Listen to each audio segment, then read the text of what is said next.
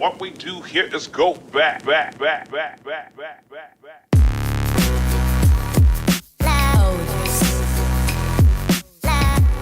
Who was it that scored the goal to put the tie to bed, or virtually put the tie to bed?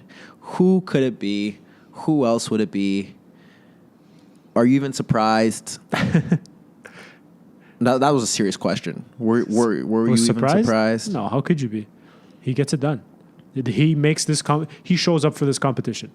We don't even have to mention his name, and everybody's going to know who we're talking about, because it comes down to that. In the Champions League, he's a different monster. He's something else, and we see that reflect onto Real Madrid, where they haven't been the greatest this season, but come time for the Champions League, they showed up in this round. I wonder if it's because the games are more open. It definitely benefits him. I was trying to think as to why. I know, like, this season he's starting to get rest as well, so they're resting him for games, and like they did last season. But I'm trying to, the first leg, that goal doesn't really matter to me, because, that was right place, right time, right body off part. Off his knee into the net. When you look at this version of Ronaldo, it's less time on the ball, find the right spaces, pick your moment. You have a lot of creativity around you. Chances will come. It's about you taking them. And he does it time and time again. And he did it again on the night. He took the headlines. I don't think he was the best player on the night. No, not by any. To me, Casemiro was the best player. I thought there were Ramos. To me, one of the two. There were so many players that, and in that game, I thought you could have gave it to either the two center backs, or you could have gave it to the two midfielders. Well, I don't think you give it to Kovacic because he's lucky he stayed on the field. But that seems to be always the case with him. Yeah, loose cannon. Overall tie, I think Asensio and Vasquez were the difference makers. The substitution coming on to change the game in the first leg, and I think they played such decisive roles in the second leg.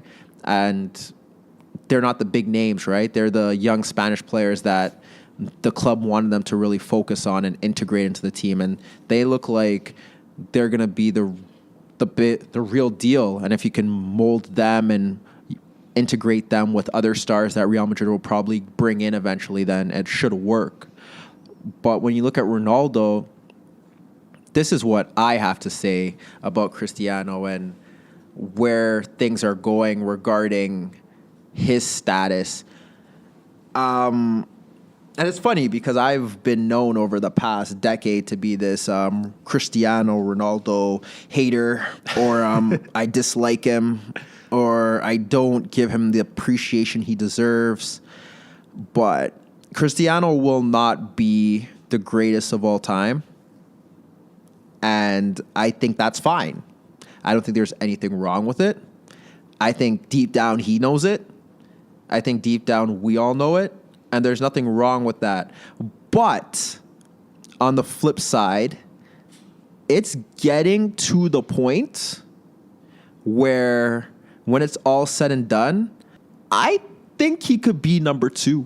I can't speak to that because I've never watched Maradona and stuff. And I think he may be number 2 when it's all said and done. And you brought up the greatest point ever, and this goes back to the Manchester City conversation we had in the other podcast, in the sense that I know Maradona did what he did in that great 1986 World Cup, and I respect it.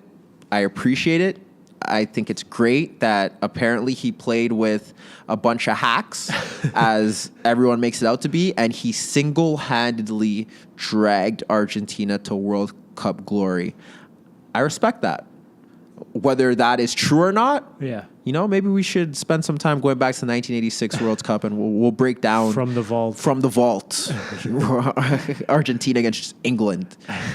We could break that down, but. Respect it. It's great. That's nice. And I understand that he won Napoli 2 Serie A titles, to my knowledge.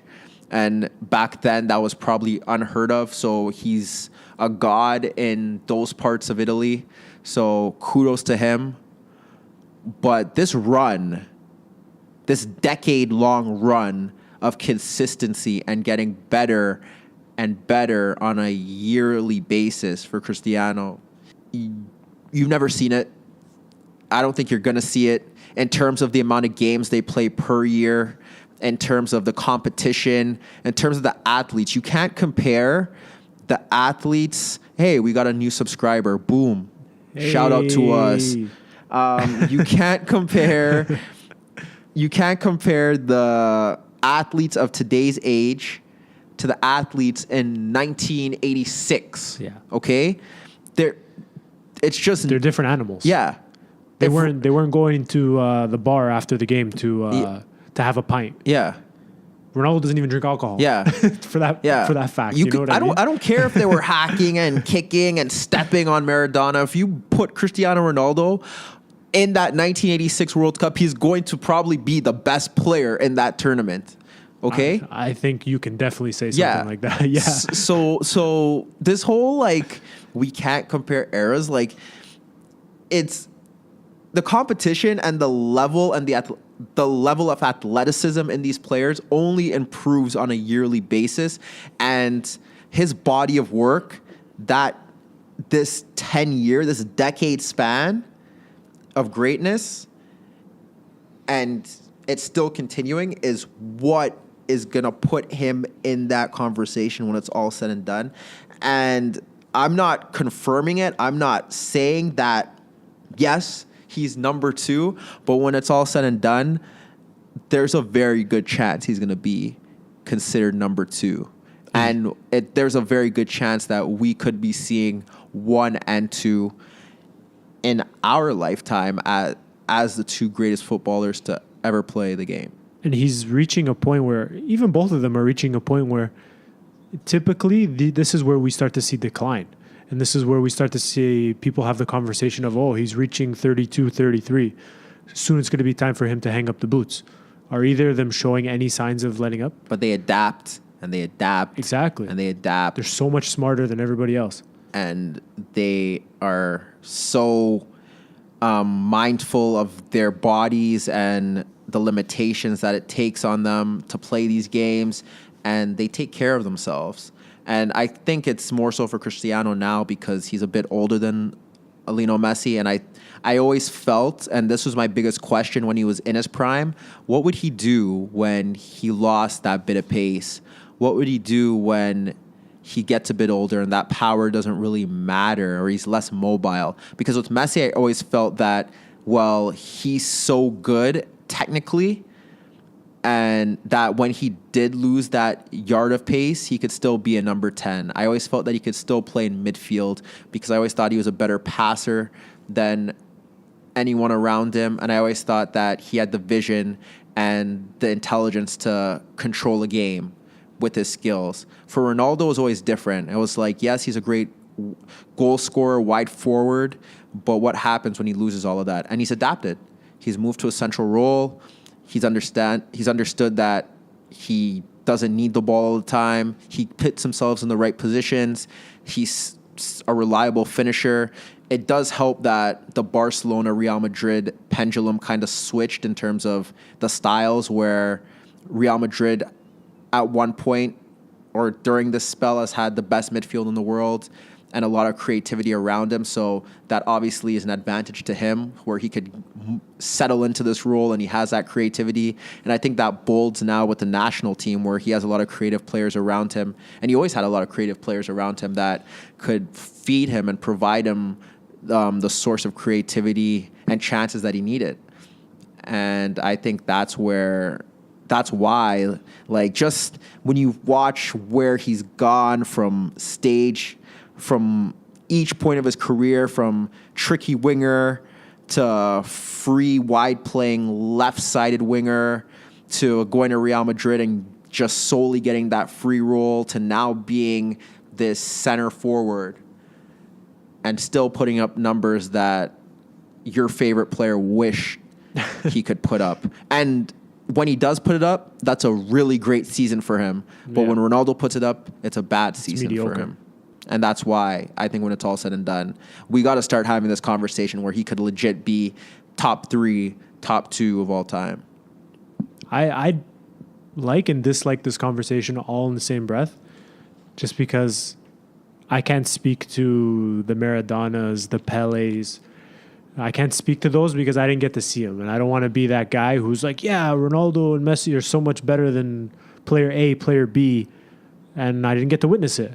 I hear my dad talk about these guys and how good these players were and how good somebody like Eusebio was and how they transcended the game. But Ronaldo and Messi have just done it so much longer than everybody else has done it. These legends, the guys previously, have come in not short flashes, not short stints, but abbreviated stints. Longevity. Exactly. And consistency. They keep on just changing their game, molding to what's going on in the world. Hey, this is coming from the biggest Cristiano Ronaldo hater alive. Alive, he's telling you that this is probably what it's going to be. But on that note, before we get back into it, the Innerviews Podcast, subscribe on iTunes. You know what to do. You know where to click. Subscribe, episode number 8. You're listening to it. It's been good. It's been great. And it's only going to get better. So make sure you don't turn us off, but subscribe there. The Innerviews, we got videos up every single day, daily content for you, breaking down games, breaking down players, breaking down teams. You can find that on YouTube. The Innerviews. Now back to Fabs. So if you're starting a team and you have a choice at either of them, you're going Messi all day? Yes. Solely based on skill, or you just feel like what he does is more crucial to a team? Like his end product is the passing and the mobility that he gives you is more crucial than a poacher or what Ronaldo has grown to be now. And I know I'm putting you on the spot. Yeah, that's because I feel that's an unfair question because I feel like that could go in so many different ways. Okay, so like I feel like you could like I could pick Ronaldo, but then you could find a reason as to why you should pick Messi, and then vice versa. In a team that you think, like a team that you would build, a system that you would play, which player do you think would benefit that? Messi. I would pick Messi because he makes his teammates better. And even though they miss a lot of his chances, he makes the teammates better.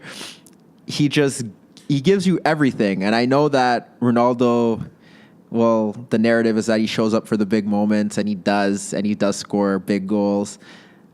I feel like Messi can too. Like you have to look at it like this. If you're building a team, which means that you could pick your own players, you pick Messi. I might pick Ronaldo. That's how I say it. You pick Messi because in certain situations it's like you would pick Ronaldo, right? He showed up in big moments, but it also is down to who he's playing with as to how he's showing up in these big moments. Like, there's a time when, like, and you could even say it now, Barcelona are so reliant on Messi. Yes, Rakitic is a good player. Yes, Paulinho is a good player. But you swap those two and you put Kroos and Modric in with Messi, it's a totally different game. So I'll one-up you. So if you swap their current teams, you feel like Real Madrid's better off?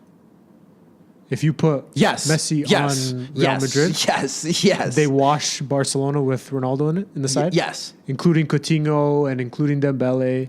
Let's just say all the players are playing on form. Yes. 100%? Yes. Yes. Because so many people just fail to see what Messi brings to that Barcelona side besides the goals, in terms of setting the tempo of the game, in terms of the creativity, in terms of playing that first pass that leads to that next opportunity. Whereas I don't know who would be creating those chances for Ronaldo. So Messi's turning Benzema into a 40-goal scorer? Yeah. Yeah. Well, shout out to Benzema. I give him more credit than a lot of people do. Yeah. Well, I'll preface that. But I think that works out too. Like, when you look at it, it's like it would be Messi behind Bale and Benzema.